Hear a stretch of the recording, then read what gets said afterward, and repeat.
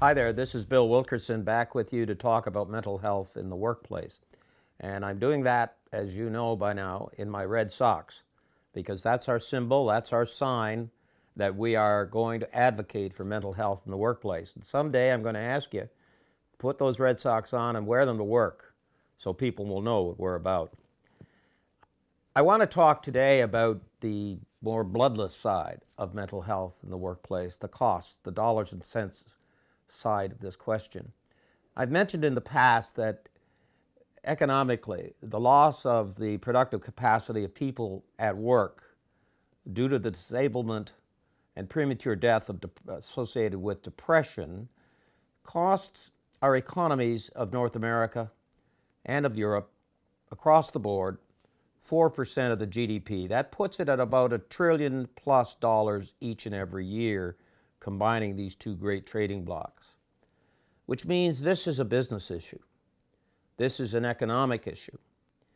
And I'm going to ask you to think about what we can do in the workplace to help prevent the disablement of depression, how we can prevent chronic job stress, which is a serious risk factor in the development and onset of the symptoms of these conditions, and how we can protect the investment our employers have and that we have as a community in the productive capacity and well-being of individuals who are the breadwinners or the everyday workers who make our economy move forward. At a time when there is a lot of economic distress, there is a ton of human distress in the workplace and in the economy. Companies can do a lot. For one thing, Canada recently introduced the psychologically healthy workplace standards for this country that we are encouraging employers all over the world to try out.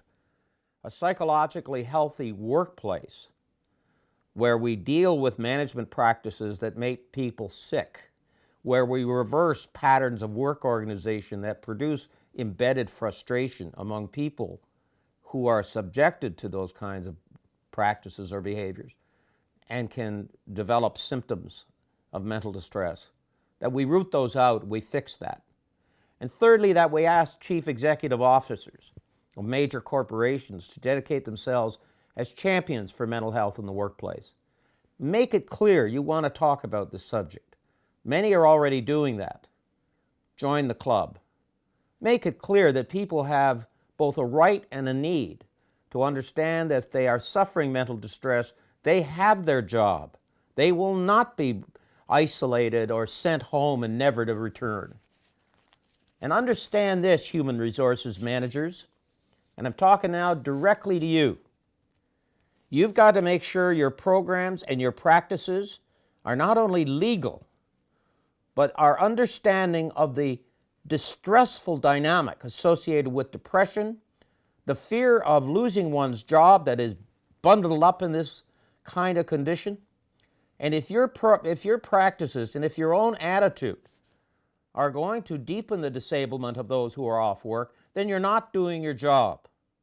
Human resource managers should be principal advocates for mental health in the workplace and should not be part of the problem.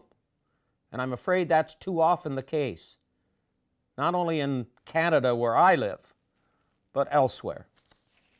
Mental health in the workplace is an important strategic issue for business today because this is an era when the brain-based economy, when most jobs demand cerebral or brain skills, not manual skills,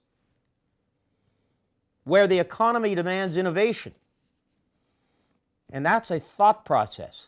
That's a cognitive capacity. That's a human endeavor, not a machine. Machines don't innovate. They are the product of innovation. And we need mental health, described by the World Health Organization as, in these terms, that there can be no health without mental health.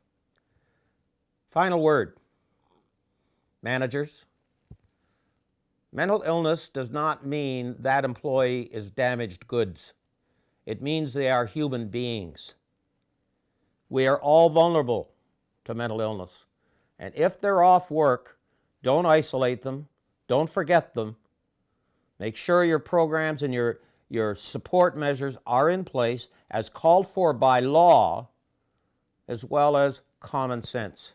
And remember this, the two most important ingredients of the kinds of management practices that will promote good health in the workplace are common decency among each other, common decency, and common sense.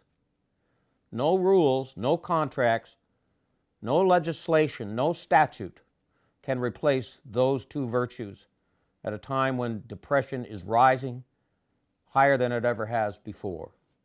So mental health in the workplace, it means business to us, and so let's mean business to it. Managers, manage with that in mind. Thank you.